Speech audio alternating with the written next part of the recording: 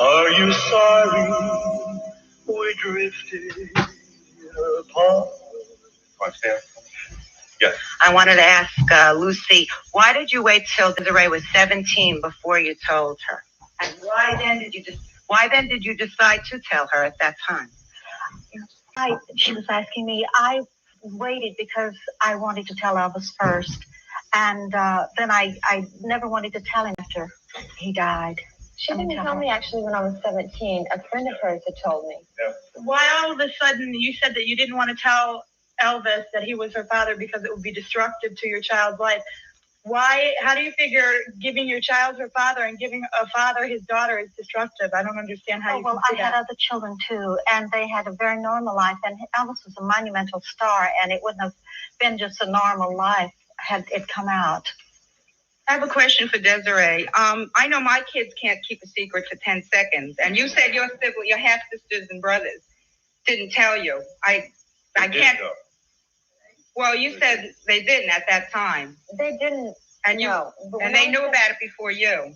When I was 17, this woman that had told me, and then I had sort of baited my younger sister, and I said, my father's Elvis, and she said, who told you? And I told her, and she said, well, don't tell Mother because she'll think I told you. So, we kept it all quiet. And even when I found out, I didn't go to Mother and tell her that I knew. I couldn't do that. I was wondering if... What's up? Wait, hang on. What's the matter? I'm just thinking of something. If you're not looking for money, Miss Presley business, if you're not looking for money and everything, why are you bringing this out now to the public eye? Why are you sitting here if you're not looking for anything? Well, number one, because like I said, it is my name, and that's what I wanted from my mother was the story. Everybody needs to know where they came from and what their background is. Everybody owes. And why do you have to wait so long? I mean, you're a grown girl now. Why don't you come up? You're getting me very upset. Here's what I wanted to say. Why now, when you don't want anything out of this relationship from Elvis Presley, except the fact that you, as a woman, know that your father was Elvis Presley? That's all you have to know. You're happy. Because when I was 19, my name on my birth certificate is Presley. Mother did give me my name. I didn't know that until I was 19 and got my birth certificate, and I started using that name, Presley. And everywhere I was going, I was, being confronted, are you related to Elvis? And I would say yes, but I didn't know the facts, and it was awkward. So instead of going through my life defending myself, which I would have to do and continue to do, now the story's out and people know, and they can make their own opinion. I know who I am. Here's the birth certificate about which you spoke. Yeah, but who cares except you? Well, I don't care that everybody knows, hey, I'm Elsie. Hey, hallelujah. I don't care. Well, why do you care? Can I just try here for a second?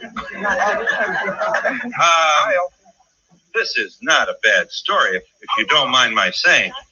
And as a person who has not only written but even sold a book in public, I think that's legal, and I don't think necessarily that makes them awful people. I'm not saying they're awful. But the point, to answer your question, is a lot of people care. I mean, this is a 20th century entertainment figure, and this, it is claimed, is one of his undeclared children until this year. So there might be 20 of them. There might be. You never know. Yeah. What? Do either of you think that there are other illegitimate children who might start popping up? We've already established that Deborah met you, I believe, outside a television station. Right. And said, I'm his father, I'm his daughter, too. Yes. And your encounter was brief, and you have not seen her since. No. What? When did he have time to sing if he was so busy with all the other women? When did he have time to sing? Well, I don't know. He had his own plane, Yeah. I'm still not clear about her other. She's still not clear. Let's straighten this out. You say you were defending your other children, but they knew. So why not just tell her? Sorry, not till they were grown. They didn't know. I had a very assertive child, a niece, that always tried to find out things that she shouldn't. But she guessed, but I never came out and told her till Desiree was grown. What I want to know is both of you ladies chose to sleep with prominent figures. I mean, you made that decision. Right. And neither one of you took any precautions not to become pregnant or not to have children with people. This was the 50s. That should be pre-pill, wouldn't it? Yeah, but I mean, There were other precautions. yeah, I'm just curious about that. Since you made that decision, you chose them. And The way it walked, yeah. Yeah, so, you know. Well, they're not. I don't know. You're not here to complain, right? No, Mrs. Brown? absolutely no. You're here to set the record straight. Yes. What's the matter? Have they ever heard from? I have no. Have you ever heard from the children, Johnson children? Have we heard from them? Yes. No. No. No, we have not. No comment coming from the Johnsons. Are you there, caller? Go ahead. Thanks for waiting. Yes, I am. I'd like to ask a question to Desiree. Yeah. Has she ever considered having a blood test to prove that she is actually Elvis's daughter? Yes, I have had the blood test, and it has proved positive. Now, we should say that a blood test makes Elvis a candidate for paternity, right. does not necessarily absolutely prove that he is. You have a more important piece of evidence, and that is the poem. Isn't that so? Right. Tell me about that poem briefly. Yes, Elvis wrote this beautiful poem to me because he knew I didn't like a lot of material things, and he sent it to me with some money for a gift one Christmas, and I had kept it secret and didn't want it revealed, but then I finally decided, yes, I would reveal it so the fans could see it, and Grayson said, don't do it because we own it, or claim they own it. Then we had it authenticated by 5 different people. Including Charles Hamilton, who including Charles Hamilton, is yes. on record as saying this is Elvis's handwriting. Right, and yes, they did, and he did, and several others, and it contradicted a lot of things that the Elvis associates are saying, that I never saw Elvis and he never knew me and all this stuff. But yes, I did know him, and yes, I do have his stuff. Well, we certainly shouldn't be surprised if the estate is going to be somewhat defensive when it comes to paternity claims. But we're not claiming anything from them, Phil. We're not wanting money. That has this audience baffled, may I say. Well, I do not want it. I could have had the money if that's what I wanted. I really did not want that, and I didn't want it today. Okay. And we'll be back in just a moment.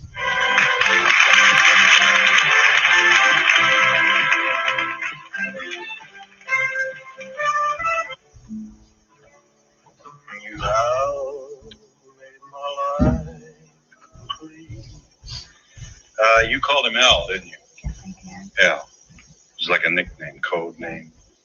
It was a pet name, really. Right. Your story is in this book titled "Are You Lonesome Tonight?" The untold story of Elvis Presley's one true love and the child he never knew.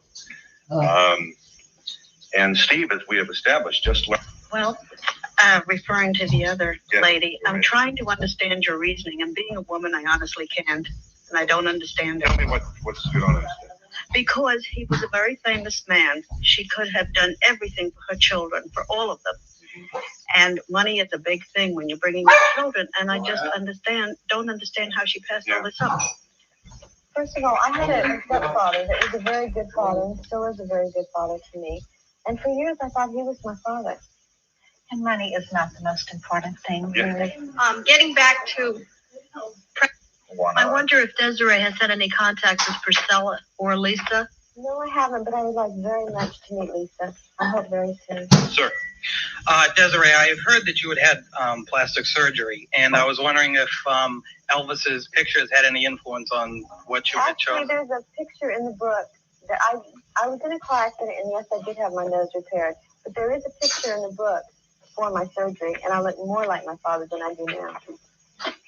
Right here. You look more like your father at age 17, you think? Yes. Let me get it here. This one, right? I'm going to have a fresh name. Right here. Yeah. What do you think? There you are at 17. Is that Elvis Presley's daughter?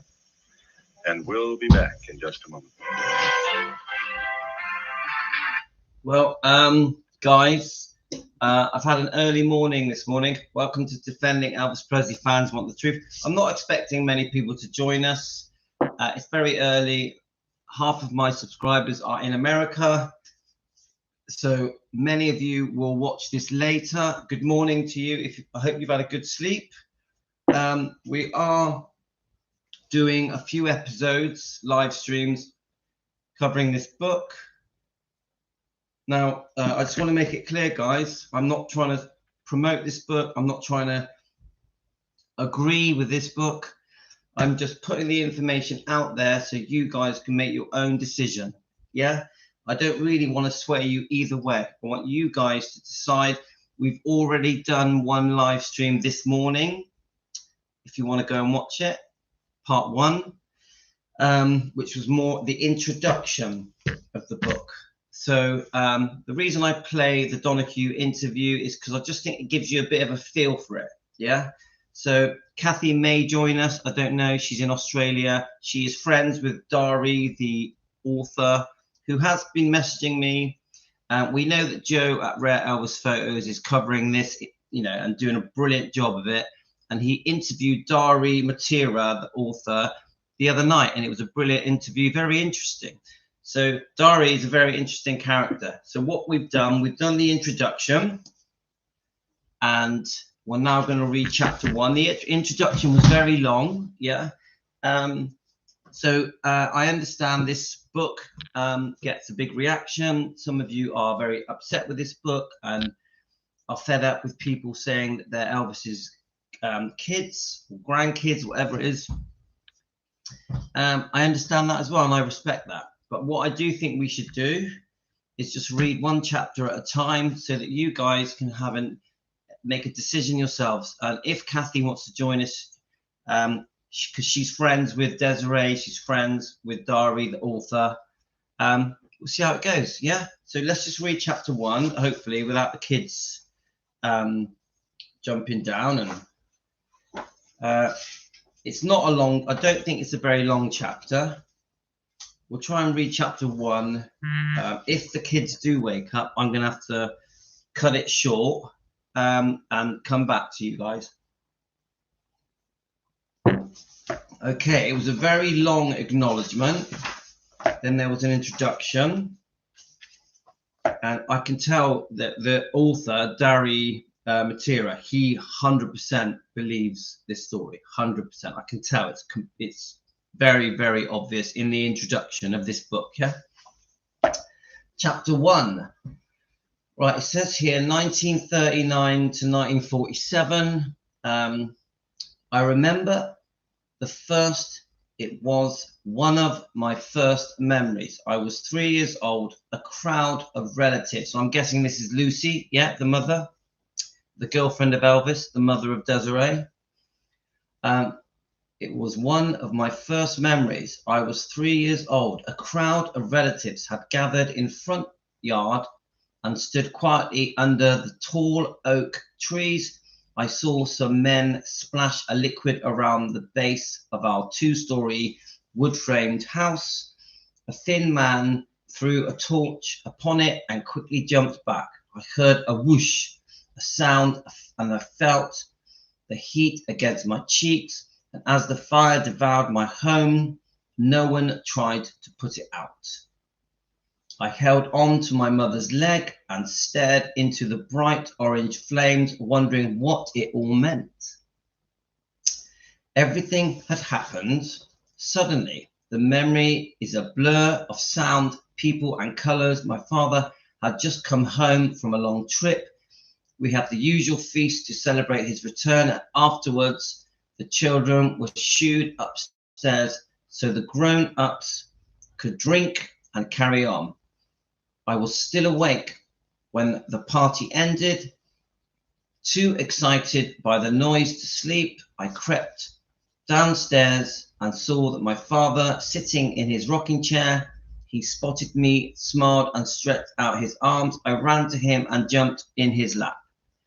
My older sister later described my father, Alfred Joseph de Barbin, as a tall, handsome man with blue eyes and a thick greyish blonde hair. He was always well dressed, usually in a 3-piece suit, accented by a dangling gold chain that led to his pocket, a watch that he carried in his vest. He often tied a colourful cravat around his neck and was fond of knee-high boots, which kept shiny and polished. He was born and raised in Paris, and some members of his family were said to be prominent in the French government.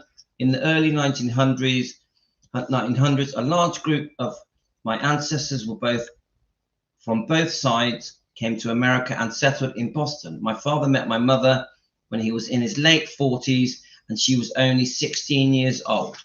they were opposites. She was petite, just under 5 foot tall, with pale blue eyes, set off by black hair that hung past her waist when she was combed it out each night.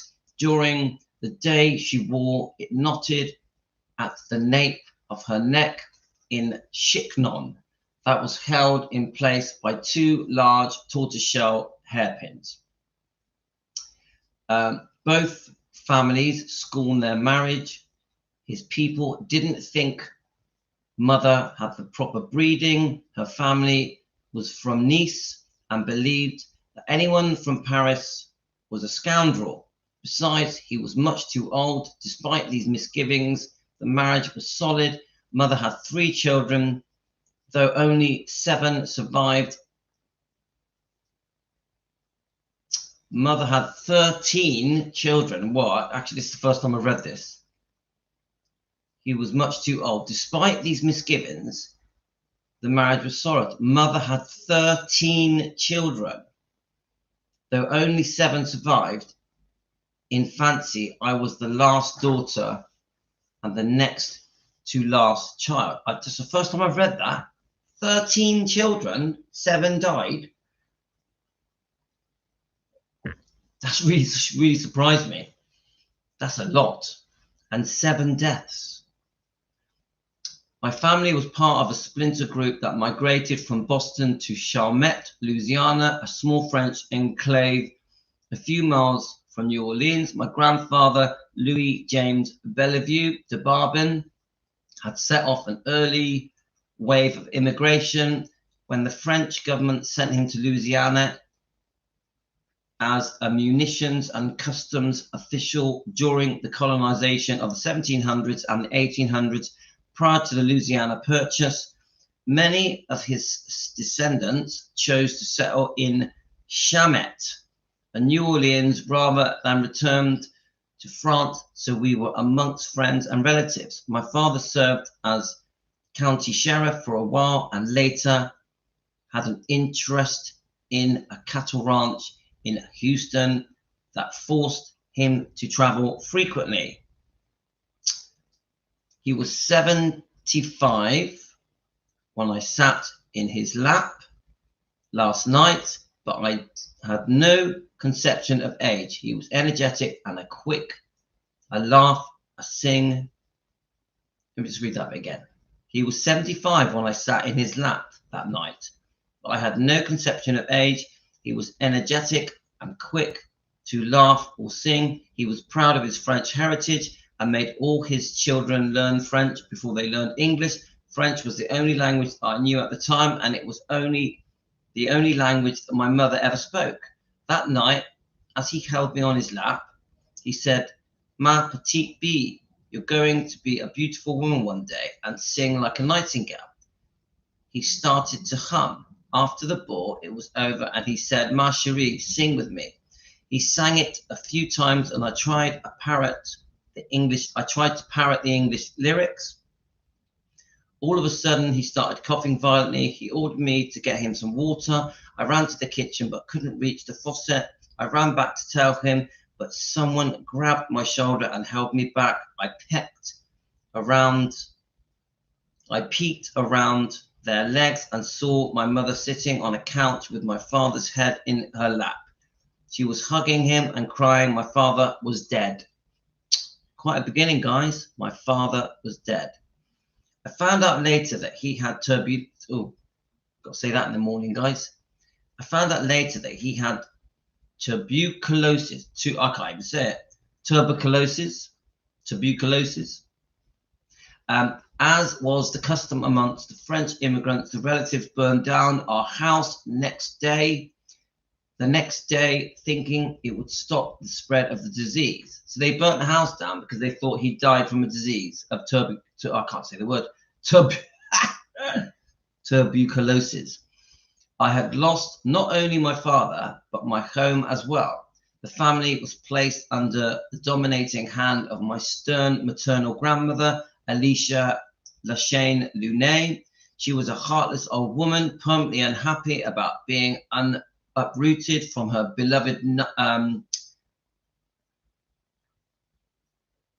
from being uprooted from her beloved niece. She hated America and Americans. She shrouded herself in mourning clothes, long black dresses and black bonnets, and peered down at us through wire-rimmed glasses. She walked with a cane. She was brandished about while condemning everyone to hell. So she walked with a cane, which she brandished about while condemning everyone to hell. Sounds like a really nice person, guys.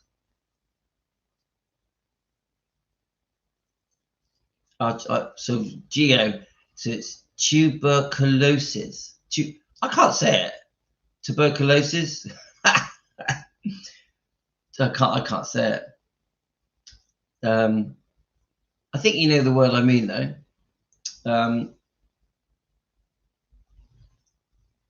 So let's have a look.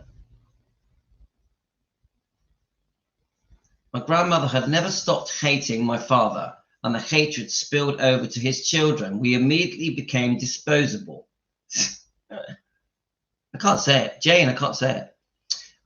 We had so much when my father was alive. The house was large and well furnished. We never wanted for anything. After he died, everything vanished in the fire. Anything else we had was confiscated by my grandmother, and my family became impoverished overnight. My grandmother forced my mother to work as a common maid and sent my 5-year-old sister, Mary, and me back to Boston. My younger brother and 2 sisters remained in Chalmers. I never knew why we were separated, but even at that young age, I sensed that my grandmother disliked me most of all. Your parents both have blue eyes, but you have green eyes, she told me once. That's a sign that you are evil. Whew. In Boston, we moved in with a widow named Nini Shadul, a kind woman in her 60s. No one ever explained who she was, though I recall someone saying that she was the wife of one of my grandfather's brothers. We called her Tonti Nini. She lived by herself in a magnificent 3-story house that was so tall that I could see the lights of the city from my bedroom window. Despite the pleasant surroundings, I was unhappy about being away from my family. Now, when I was 5, I went on an outing with some older girls and from the neighborhood. We were riding on a horse-drawn wagon in the country, making stops to gather flowers. I took off my shoes and sat on the wagon, dangling my feet over the side. The girls made me promise to sit there and not move while they ran off to play. I quickly became bored and decided to jump into the muddy waters a few feet away. When I landed, I felt a sharp pain in my foot.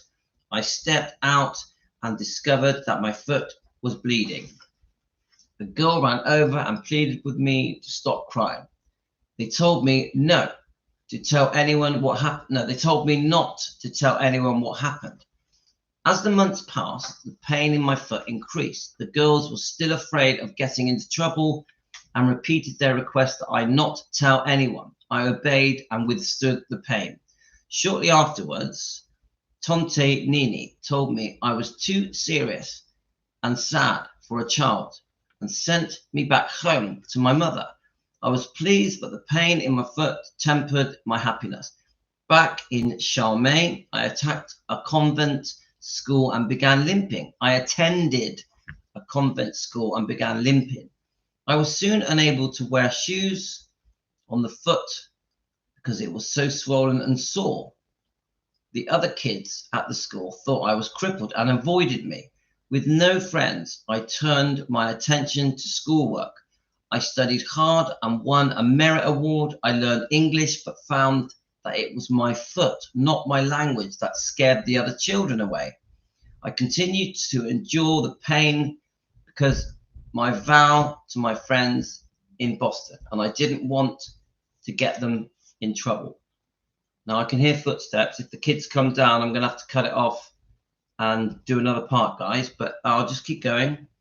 My uncle Geoffrey Bellevue de Barbin arrived unexpectedly from France one day. He was a jolly man who looked a lot like my father, except his hair was darker and he sported thick, bushy sideburns.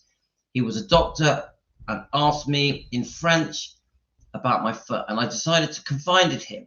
I told him about the jumping off of the wagon into the muddy water. He examined the scar and told me there was something inside that must be removed. He convinced my mother to send me back to Boston so he could operate. When we opened my foot, he found a green thorn. It had entered near my toe. And in the year since the accident had traveled almost to the center of my foot. My God. He said it was a miracle that I didn't lose my foot from an infection. It was. I was elated because not only was the pain gone, but more importantly, I could wear a shoe. I could become just like the other kids and wouldn't be shunned anymore, free from the pain and stigma that my personality began to blossom, and I soon had many friends. So very sad, guys, very sad. The pain and the fact that she was bullied, picked on, not accepted because of the way she walked. My mother continued working as a maid, cleaning churches and large houses, scrubbing floors, washing windows, working herself to the bone. She would come home exhausted and depressed. She never smiled anymore. I knew that her opportunities were limited because she couldn't speak English. My father's last words about me growing up to be a beautiful singer stuck in my mind, and I wanted to be so successful. I wanted to be successful so I could help my mother. Hi, beautiful. I know. Where's morning, beautiful? Is Tina awake? It might be charging next to my bed. I'll go and have a quick look. Say hello to Team Elvis. Say hi, Team Elvis. We're waking up. Hi, Team Elvis. Okay, go and see if you can find it. You can use this one if you want. Okay. Right. I've only got a couple of pages left. Where are we? So, to be successful, so I could be help my mother. I practiced singing every day, learning everything from an opera to popular tunes. I learned to control my voice and alter the tones. When I was 11, the nuns at the convent asked me to sing a large, beautiful church, St. Anthony's at Padua, and I sang high soprano solos in Latin at Mass. I didn't know she could sing. I didn't know she could sing, guys. Didn't know that. One day, the house mother told me that my grandmother had come to see them. They said that I would be moving away soon. I couldn't believe it. Here I was finally settling in somewhere and had to leave again. When I got home, there was a party going on. The house was full of strangers, mostly men. Well-dressed women introduced herself and told me to call her Aunt Victoria. After dinner, I was asked to sing.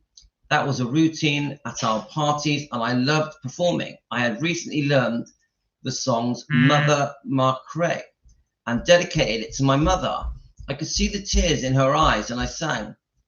She told me later that the strangers were friends of my grandmother and had come to visit because of me. They were interested in helping me study music. They would finish us with a nice home and things wouldn't be as hard anymore. My mother could give up her terrible job, and I was thrilled that I was only 11 and already my singing had helped. See if it's over there charging. Have you looked?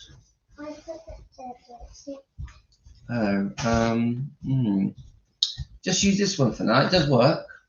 Or do you want to put something on here? Okay. A few days later, my mother went off to live in a wonderful new home in Monroe, Louisiana, and I was put in the care of Aunt Victoria. She was 40 and tall, with short curly black hair. She was obviously wealthy because she had a closet full of fur coats and adorned herself with diamond rings, earrings, necklaces. She began dressing me in her image. I loved the new clothes and acted out fantasies in the mirror, playing the part of a sophisticated lady out on the town. My hair was long and black like my mother's, and I experimented with different styles. Aunt Victoria caught me primping one day and said, "Lucy, you're a very pretty girl, and your breasts are very large. You look older than you really are. Some young man might be interested in you. Don't tell anyone how young you really are." I didn't like that. I was self-conscious about my breasts, and I wanted to look like my friends. Their bosoms were flatter, and they could wear smock dresses. I was always trying to hide my figure under the baggy clothes. 2 weeks later, Aunt Victoria said that my grandmother was coming to discuss my future. She arrived promptly and ordered me to cooperate with the family wishes. She said a green-eyed girl like me would go wayward if she didn't get married. I couldn't believe what she was saying. Married? I was just 11 and I had never even had a boyfriend. I don't know anyone to get married. I don't know anyone to get married, I said. I don't want to get married. I have to study, she told me. She told me that I didn't have to worry about finding a husband. It was arranged. There was a nice man who thought I was pretty and had agreed to marry me. I would be taken to him in Jackson, Mississippi. Horrible, guys, horrible. Right, we haven't got that much longer. No, I will not do this, I said. My mother will not agree to this. My grandmother told me that if I don't do as I am told, my mother would be thrown out of my new home and forced to work as a maid again. Do you want to see your mother work herself to death? She admonished. I was then instructed to tell my mother that getting married was my idea and I would be happy. A week passed and I thought it had all been a horrible dream. Then Aunt Victoria and my grandmother came and told me to pack my things. They put me in a black car and drove me to Mississippi. I was introduced to a man, and I remember having seen at my house when I sang that he was tall, about 6 foot, thin, had a ruddy complexion, dark reddish hair, and streaked with grey. He was at least 45 years old and smelled of alcohol. He was to me my husband. I had never been kissed now, and I was to be the wife of a 45-year-old man. I was taken to a wide grey house with tall ceilings and dusty rugs. The man's sister came to stay with me and prepare me for the wedding. She looked like the house, drab and grey. She kept asking me, "What's wrong with you?" Because I was pale and frightened. I was so afraid that I kept throwing up in the bathroom. A second woman, equally unpleasant, came in and handed me a dismal skirt, a blouse, a jacket to wear at my wedding gown, and I was told that the man didn't want anything special so as not to attract attention. I knew it was because of my age. The woman left me alone to dress. I stared in the mirror, trying to understand why all this was happening. I kept telling myself that God had a reason for everything. I thought of running away, but where could I go? I was in a strange city, and even if I did escape, they would force my mother to go back to work. I tried to stay strong. I brushed away the tears. No one would see them. I was taken outside and put in a car between the man and his sister. No one said anything. I remember it was raining and dreary, and I was brought before a man dressed in black, a justice of the peace. He mumbled some words without smiling and then ordered me to say "I do." I did as I was told. With a strange man beside me and 2 strangers standing behind me, I was married. We were driven back to the house. The woman left. I was alone with the man, and that night I tried to stall as long as I could to keep him away. I knew something awful was going to happen, but I didn't know what. No one had told me anything. He kept approaching me and putting his hands on me. I pushed him away and I ran upstairs and hid in the closet, and I got on my knees and begged God to let me wake up with this horrible nightmare. All right. Right, I'm just going to put this on for you guys. Say good morning, kids. Good morning. How you going? Did you have a good sleep? Right, let's play this, guys. I loved it.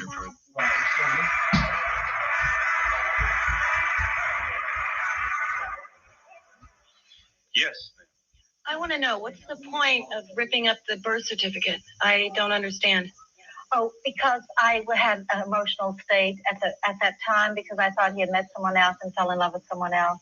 And it's just a woman's heart. I just thought I'll never tell him that he's found someone else. Are you there, caller? Go ahead. Yeah. This is the summer of Elvis. It's his special summer. It seems to me an interesting fact that this news comes out this particular summer. The book is written this particular summer for someone who is not interested in money. You're certainly going to gain from this. Well, thank you for that comment. I wrote the book in '84. I still hated to go through with it. I mean, you can ask my publisher, my co-writer. I still didn't want to do it, but I didn't hold it till this year. It wasn't my choice. They had other projects. I wonder, is Mrs. Brown going to write a book? Yes, it's the... Is the caller there? Yes. Go ahead, please. Well, I believe that the both women up there are ridiculous because they knew that the men are married. What? I feel that both women on the show are ridiculous. Why do you say that? Please make your point. Well, they have no rights, no claims to anything. Well, Because they knew the man was married, and I don't feel like they have any rights or any claims to anything at all. I feel like they wanted to play, well, they paid the price. They brought these children in this world. As far as I'm concerned, they're home wreckers. You want to talk to them? Anybody want to talk to her? Hang on, Elsie's back in this thing. Yeah, Elsie. No, I just want to say, I think you're great to come up and bring all this stuff out. It's sort of like a backstreet romance, you know? Yeah. And it can happen in life. Yeah. It has happened, I think. Yeah. Thank you. What does Desiree's stepfather think of this? How does your stepfather, the one you love who raised you? He's very supportive. Yeah. He said, I have a right to do it, and I just have a comment. Yes, go ahead. I have a comment. I wouldn't want to be sitting up there telling national television that I was the other woman. No problem. It's not a problem for you. No problem. Yeah, I've got to get some other folks in here. We'll be back in just a moment. Right, so we've done well. We've only got 2 pages left. So I'm playing that just to give you a feel for things. Please understand, I'm not trying to sway you either way. I'm not trying to tell you to believe it or not believe it. I'm just reading the book. We're going to do one chapter at a time. Obviously, we've got lots of other books that we're going to read. Last night, we did read chapter 2 of this book. I know this book gets a big reaction, but the chapter 2 didn't say anything bad about Elvis. It was very normal, interesting. There was nothing nasty in chapter 2. So we're going through a lot of books at the moment. Right, so let me carry on, try and read the rest of this. So you can tell that Lucy's been pushed into a marriage very, very young with a drunken man who's in his 40s. And I think she said she was only 11. I'm not really sure. Is that right, guys? Right, let's have a look. So here we go. I knew something that's not the bit. Yes, I knew something awful was going to happen, but I didn't know what. No one had told me anything. He kept approaching me and putting his hands on me. I pushed him away. I ran upstairs and hid in the closet. Go on then, guys. So it's the 1st of December. It's the 1st of December, and guess what? The elves who have been hiding for a year have come out. And they even get what's that chocolate thing called you get? Oh, I got a snowman. A snowman and a chocolate calendar. No, I didn't. So They have to put them to sleep. No, they disappear every night, don't they? No. What do they do every night? They make a mess. They make a mess. Well, come over, Tina. Come and show me your elf. And there's a message in here. I read Oh, wow. Let's read the message. I already read it. Right, come over. Show Team Elvis your elves. Look, I saw a message not in there, but now there's a message. Show them both. There we go. They got their elves, guys. 2024. So it says we are back to have some fun and tell Santa how good you have been. Your elves love you. Yeah, so we have to. This is Rhea. This is Shivani. This is Talia, and this is me. So these are Chelsea elves. Obviously, if you support Chelsea Football Club. I don't. Why are they Chelsea? What are these elves? They're actually getting quite old, aren't they? Come, have a look. They've been in this house. You know that my grown-up children who are now 14 and 15 and 18. No, 14, 16 and 18. Not old. They're the same. Yes, my grown-up children used to have these same elves. Wait, this elf is bigger. Where's the hat? Thank you, guys. I'm going to see if it's in the lounge. It might fall off. No. She don't have a hat. I know. They are very cool. Christmas is here. Christmas is here, guys. But there's no presents. I know you get you get presents soon, but not yet. So Adrian likes Man United. Will it? I mean, when I was, so they get presents. They're very today. excited. So when I was, no, not today. No. Did you have a good sleep? No. Yeah. Yes, you did. I have a bad dream. You had a bad dream. What about? Doesn't matter. You've probably Scary forgot. doll. Scary doll.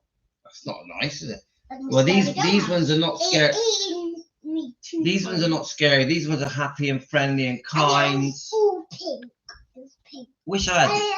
I didn't have one of these when I was a kid. It had yellow hair and it had yellow lips. Right. Okay. I'll quickly read this last little bit, and we're done. Right. I know you're in there. I'm tired of waiting. You come out right now. Right. Okay. All right. Actually, no.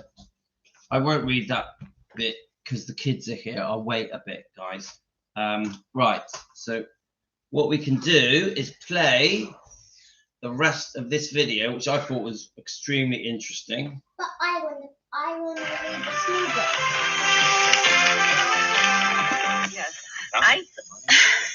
I think that if all the claims are true, I really think that she's tried to live Desiree's mother her life with dignity if these claims are true. On the other side of the coin here, and that in this day and age, maybe someone who's not greedy is not to be believed. Yeah. Not to be believed. Yeah. Thank you. It's funny, this is brought out after both fathers. I've only got one page left. Thank you, Mr. Donahue. I wondered how the children feel about suddenly okay. having their private lives exploded. You know, their mothers promoting them and putting them into the public view. How they feel, if they feel a little resentful toward My mom. mother's not promoting me. I'm the one really that got my mother to do the book for me. It was very difficult for her. And my mother wouldn't have done it if I hadn't jumped in and filed a lawsuit either. Yeah. Did Elvis have the drug problems that the press painted him to have? I'm sorry, I didn't. Did Elvis have the drug problem painted by the press? Oh no, not like it. that It was one, medication addiction. It really wasn't. It was drug related, of course. This is for Steve. I was wondering who he thought. Hollywood, California. Yeah. And you always hear some kind of gossip, some kind of rumor that who's gay, between the two. You can always mention it later by going to a restaurant. You see that person with someone like that, right? So I can't believe that nobody has seen Desiree or her mother with Elvis. Nobody can substantiate that. Nobody saw them in a restaurant. Nobody saw them together. That's so anybody that loves you that much. Let's get Lucy in. Okay. How'd you keep this so secret? It was very hard to keep it a secret, but that it had to be a secret, Phil, and it was a difficult thing to do. But it. What's the matter? If what? You'll stand, please. If he suspected, towards the end, that last line that you said that he suspected, I hope what you're saying is true. How come, it just hadn't been discussed? If he suspected it, he must have been suspected for a period of time. Right, I'm just going to quickly read this last page. Yeah. We were driven back to the house. The woman left. I was alone with the man that night, and I tried to stall as long as I could to keep him away. I knew something awful was going to happen. I pushed him away. I ran upstairs and hid in a closet. I got on my knees and begged God to let me wake up from this horrible nightmare. Instead, I heard a loud banging on the door. The voice was angry and cold. Hi, Jane. Hope you're well. I know that you're in there. I'm tired of waiting. You come out right now. I crawled deeper into the back of the closet. He started banging harder and shouting louder. He began throwing himself at me. Throwing himself at the door. I was terrified and began screaming. The door burst open. He reached in, dragged me out, and threw me onto the bed. He ripped. Right, hang on. Sorry, just wait a minute. Let me just play a bit more of this. No, he knew we were together intimately, and the name Desiree just rang a bell to him. My question is to Lucy. How did you register your child in school? Because I know you have to bring your birth certificate, and if it has Presley on the birth certificate, how did you? No, I always put my married name Greer on there. But in the birth certificate, it said Presley, and can you get in school? I was born by my stepfather's been my stepfather since I was 2. But you have to bring your birth certificate to school. That's Presley, and where's this audience is going crazy here. Everywhere I use my baptism certificate for Film on now. It seems that his memory is very important, and it seems if you have a great love for him, you would want to respect his memory and keep these illegitimate children, whatever, out of the public eye. Right. I have to We're say, the innocent bystanders. Why not? Yeah. Well, the account in my mother's book is very good about Elvis. I think it really portrays him in the real way he was. Desiree, can you sing? Can you sing? Oh, sing? Not a word, no. Not at I'd all. like to know who's listed as Steve's father on his birth certificate. Brown. Brown. Go by the name. Mr. Brown. Yes. How old is Desiree? How old is Desiree? So I'm trying to read the bad bits when the kids walk out the room. So let's have a look. I crawled. Right. I know that you're in there. I'm tired of waiting. You come out. I crawled deeper into the back of the closet. He started banging harder and shouting louder. He began throwing his body against the door. I was terrified and began screaming. The door burst open. He reached in and dragged me out and threw me on the bed. He ripped off my clothes until I was completely naked. I was so ashamed that I tried to cover up, but he spread apart my arms and then took my body. I never forgot the pain. Whoa! I'll just shut this door. Right, let's keep going. I think we've only got a page left, guys. I just want to try and get this page in when the kids are in the other room. To this day, Lucy doesn't realize or has refused to accept the fact that she was sold like a slave to the highest bidder. The party at her house was actually a discreet auction with Lucy as the prize property. Aunt Victoria was probably the wife of the local marriage broker, or possibly a marriage broker herself. Right, the last page now, guys. Lucy singing performance was geared towards titillating the buyers and opening their wallets. The winner of the auction was Richard Dixie WD and was an underachiever who for stake came from family aviation business and some minor real estate transactions. The house in the Monroe that's where offered Lucy's family may have been only part of the price he paid for the beautiful 11-year-old thoroughbred. So she was 11, yeah, Lucy. To some, this account may read as though it took place in another century. Actually, such marriages were not uncommon in 1947. The French have a tradition of arranged marriages and refer to them as marriages de convenience. In 1961, a study of Wesley de Camp, PhD, determined that the French have the highest frequency of marriages in the younger ages of all European countries. And in America in 1980, the census reported that amongst all married women, nearly 3.5 million women were married at the age of 15 or below. Broken down yearly, the National Center of Health Statistics reports that in 1982, the most recent year, it surveyed that there were nearly 10,000 girls in America who married at the age of 15 or below, including 67 at the age of 12, 198 at age 13, and 1,500 at 14. No state allows legal marriages below age 12, so there are no statistics for younger girls. These figures don't account for people who lie about their age on their marriage license, nor do they include 8 states that failed to report the age breakdowns in their figures. It is also significant that Lucy was brought to Mississippi to be married in 1947. The minimum legal age of a girl could be married with parents' consent in Louisiana was 16. The minimum age was 12 in Mississippi. So in Louisiana, it was 16 and it was 12 in Mississippi. I didn't know that. That's just so wrong, isn't it, guys? And the publication of this book in 1987, Mississippi has raised the age to 15, 1 year higher than the Alabama and New York. If one is inclined to believe that we've progressed beyond such archaic practices, consider the turnaround of the state of New Hampshire in 1925.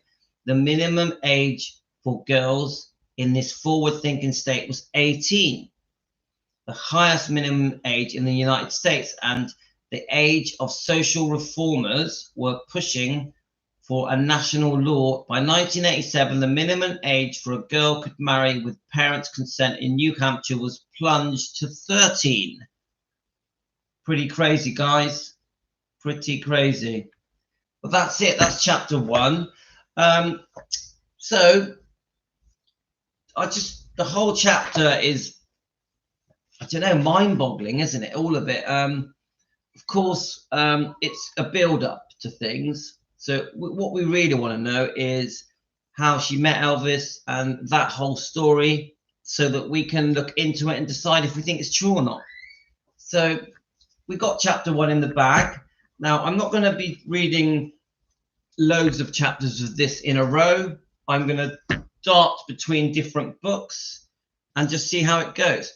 So can I just ask you guys, what are your views so far? How do you feel? Are you for or against? Are you on the shelf? Let's just play the last few minutes of this. 29. Yeah. How much is he suing for? How much are you suing for, Stephen? $10.5 million. That's just punitive damages. That isn't all of it. I would like to know what Desiree does for a living. I do some modeling, and I'm into real estate as well. Yes. Are you going to deduct all living expenses that he supported you when you were growing up from that $2.5 million? No. Well, it doesn't count, huh? No, it doesn't. No, it doesn't. Are you there, caller? Go ahead. Yes, I am. Go ahead. I wanted to say that I read Lucy DeBarman's book, and I feel that she must be a very strong woman. I admire her for protecting Elvis and his reputation and her family for what she thought would be a certain scandal, and I really wish her the best. No matter what anyone else thinks, she has all the Steve, what do you do for a living, Steve? Pardon? What do you do? I wouldn't mind having a little piece of this book myself. There's a lot of curiosity. Are you lonesome tonight?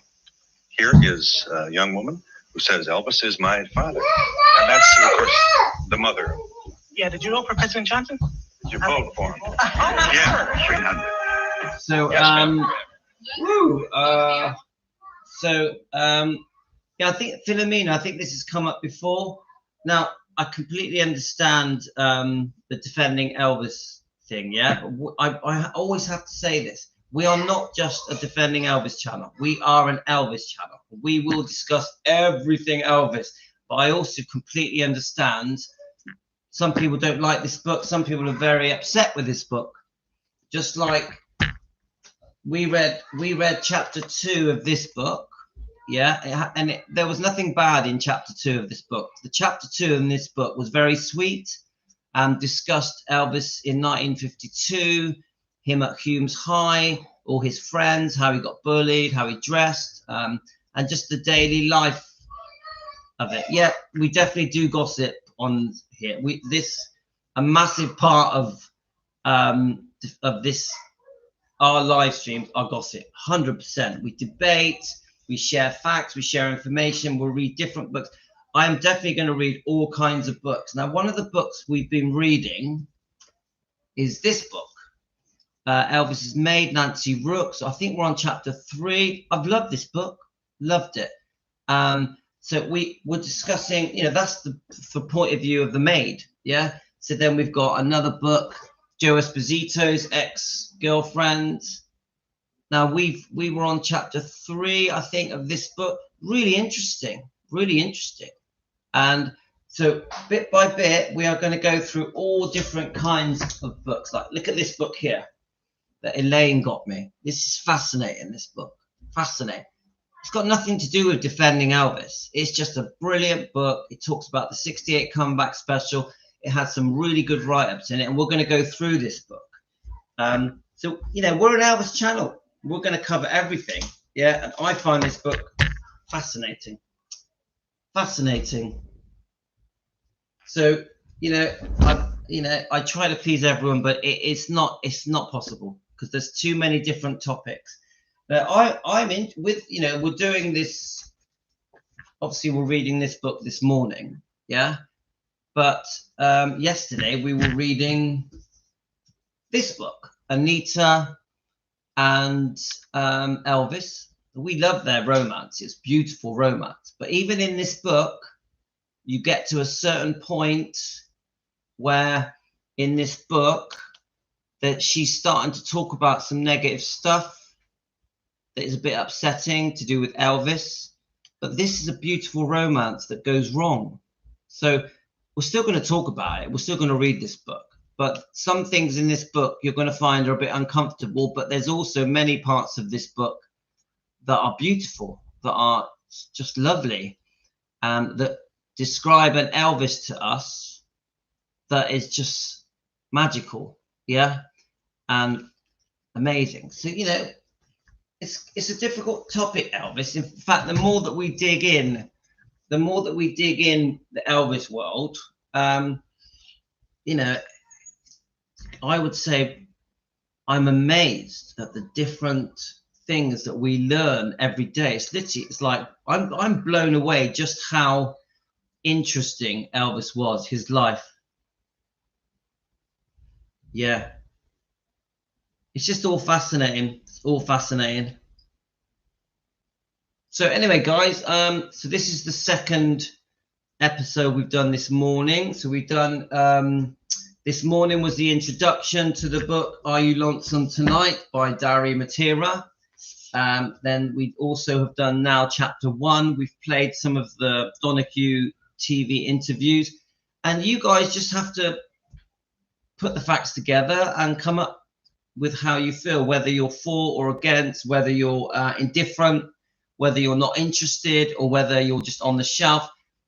I'm not going to sway you guys in any way. Obviously, I have my own view on it. Yeah, there's lies and truth in every book. Angel Eyes, don't worry, we're going in a minute. You can go and charge your phone up. So, I think the next book I'm going to read in a few hours is probably chapter 7 of this book. This is probably my favorite book at the moment. So that is my plan. You need to charge up your phone, Angel. So I think, Elizabeth, I did try and message Elizabeth. She's probably asleep. So hi, Elizabeth. Thank you for the coffee you got me. So any of you guys want to get me a coffee, go ahead and press the coffee button, hit the thanks button, or a super thank you, whatever you call it. Please subscribe, please like. If you want to be a member, we do have a new member. Where is she? No, we've got 2 new members. Let me just tell you who they are. I really do appreciate the people that become members. It's so kind of you. It means a lot to me. It shows me that you like what I'm doing. And the new members are, it could be 3 actually. No, there's 3 new members. We have Caroline Gilbert. Thank you so much, Caroline, for becoming a member. We have Susan, and she's got a brilliant YouTube channel called Let's Talk with Susan. Let me just show you it. These are the members. So Caroline Gilbert is the newest one. We've got Susan with her brilliant YouTube channel, Let's Talk with Susan. And then the other member is PNTRS with Janet KS. So hi, PNTRS with Janet KS. Thank you.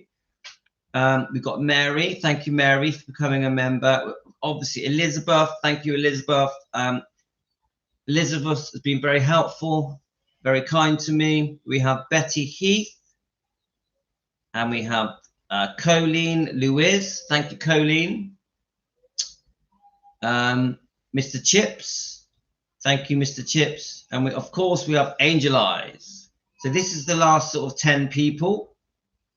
A lot of it is showing just people that rejoined. So Nutria, Nirvana, and Karen, and Audrey, Badger, and Emily, and Ayisa. Thank you so much. Thank you so much, guys. So it's 1st of December. So for my household, my wife takes 1st of December very seriously. She starts putting out all the decorations for Christmas. The kids get their calendar where they can open a chocolate every day, and obviously the elves come out. And so today will be a bit of a sort of cozy, sort of Christmassy feeling day. So I wanted to do my live streams nice and early to sort of beat all that. And the plan is now we're going to go off and watch some Christmas movies. Okay, guys, we're out of here, and I'll see you all later. Now, of course, I understand many of you are in America, so you're going to watch this later. It's the middle of the night for you guys. Good morning to you. Hope you had a good night's sleep. Hope you enjoy our live streams we've done this morning. We're going to probably do 2 more live streams today at some point with the books. We may do a Defending Elvis topic as well. We'll just see how the day unfolds. Yeah, the Advent calendar. That's it. I knew it had a name. Yeah, a special thank you to the members. It's only $1 a month, guys. It's nothing, but it makes a big difference to me. It really does. I really appreciate subscribers and members. Of course, all of you guys are so welcome here. And I really do appreciate all my subscribers. It's very important to me. I do try and keep you all happy. It's difficult keeping everyone happy because too many topics, but I do my best. I do my best. So I send you all love, and happy 1st of December.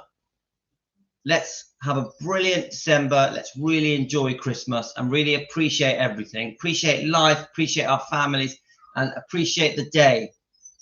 Take care, guys. All the best to you.